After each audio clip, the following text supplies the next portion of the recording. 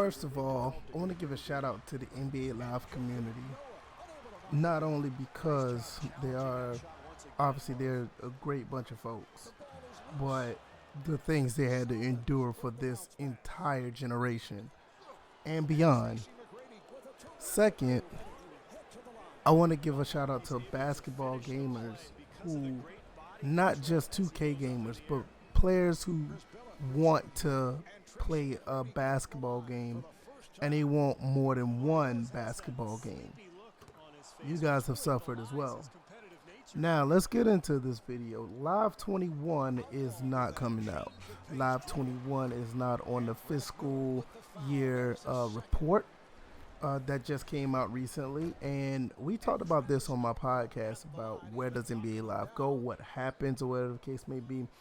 I just wanted to piggyback on that and make a whole video about it. And, like I said, add more of my 2 cents to it.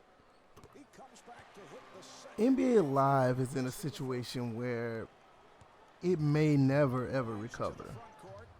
I don't think the brand is formidable now. I think the brand is done. I think EA themselves have killed the brand. Even so, to the point where if this game decides to come back out, nobody's going to have confidence in it. You see what they tried to do with NBA Live 18 and 19. Those are actually pretty good games. And, even with the flaws, the game was actually pretty decent. But at the end of the day, after what happened with 16 and 17, nobody really cared. The quality of 19 was okay. It was pretty good. But nobody cared. We can go all the way back to NBA Live 10, the gameplay that you see on the screen. And NBA Live 10 has probably the best form of basketball that EA Sports have put out. Now, everybody want to go back and talk about the PlayStation 2 days with NBA Live 03, 05. Yeah, those games were fun. But when you look at what Live 10 has to offer on the court, what they tried to do, even with the lack of animations, this game had everything that was needed. The franchise mode was amazing. I'm still playing this franchise mode. Like I said, that this franchise mode is the footage that you see here. Now, I don't think they will ever be able to get back to this form of greatness. And when I say greatness, I don't mean a full-on sim. I'm talking about where with NBA Live 10, you had simulation aspects, but the game was genuinely fun. It was a fun game to play. It was a game that actually had moments to where you felt satisfied with enjoyment as well as feeling that you're playing a real NBA game. I just don't see that happen. You see 2K now. 2K has its own set of issues, even though it's a phenomenal simulation basketball game. At some points, you can play that game and you don't feel like you're having a fun experience. It's all full on sim. I think the game is a bit more serious than a gamer would want it to be. But that doesn't mean that the game is bad. That doesn't mean the game is terrible. It's just that when we look at a simulation game, which is something that I love to play and love to have, it gives you that. And for me, that's okay. I don't have a problem with it. But when you're trying to pull in the masses, you need somewhat of a balance. It's one of the reasons why NBA 2K10 is still highly regarded to this day. Also, I feel that if EA was to try to come out with another game, I'm kind of skeptical how would it be received. And I mean another game, not necessarily like NBA Live, but somewhat another 5-on-5 sim. We all can say that they'll be better off putting out an NBA Street. I'm going to be honest, they will be okay just putting out a full-on street ball 5-on-5 game. I just don't think they will do very well within the 5-on-5 NBA simulation space anymore. I feel like that this game is done. I don't think they will ever come back to consoles. They're doing a thing with mobile, and I guess they're making money off that. But when you look at EA knows where they can make a lot of money at, but they just don't want to touch on it. They don't want to touch on something like a NBA Live Ultimate Team. The game is already at the point where they know they can make all this money, but they already know that they can't put any microtransactions in NBA Live at this point. They barely can get regular gameplay going on. I mean, they tried it with, I think it was NBA Live 16, when they tried to do the Ultimate Team without paying or something like that. Or, I mean, even when, I don't know if it was a pay or not to pay, but nobody's going to shell out more money to a game like this with the problems. So we're looking at possibly NBA Live 22, or we're probably looking at a whole nother rebranding of an EA basketball title.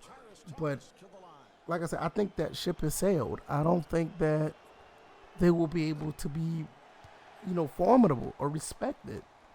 And it's really sad because we all, especially on my podcast, we always said that we want 2 games to come out on all type of sports: hockey, baseball, basketball, football, at least 2, so they can compete with one another. Now 2K is on the verge now of just being the only game in town. You have all these other issues with the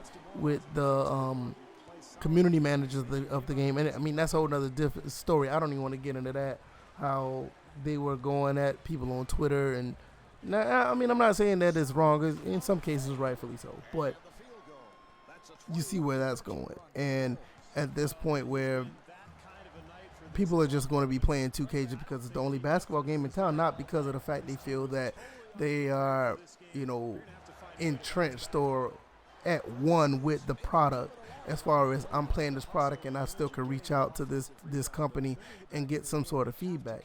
One thing we could say about EA Sports, the football side, even though that the devs not really on Twitter as much, the feedback there has been better than the 2K side.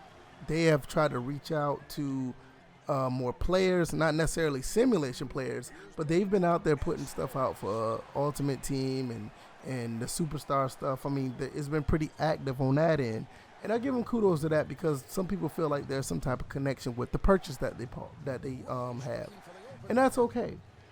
But at the end of the day, I'm just looking at everything here when it comes to NBA Live, and it's just very unfortunate because what you see with NBA Live 10, they had something to build on. When they had something with NBA Live 15, they had something to build on. When they had something with 19, they had something to build on. And every situation, you see Live 10, then NBA Elite 11. You see 15, then you saw Live 16. You see 19, and there's no 20, and right now there is no 21. So I know a lot of people, on my Twitter were just saying just let the franchise just die off. I'm to that point where I feel the same way. I just don't see no reason for the franchise to continue. And like I said, it's just a shame. The console space of NBA Live is, all intents and purposes, dead until they tell me otherwise or they show us otherwise. Maybe we'll see something with 22. I don't know.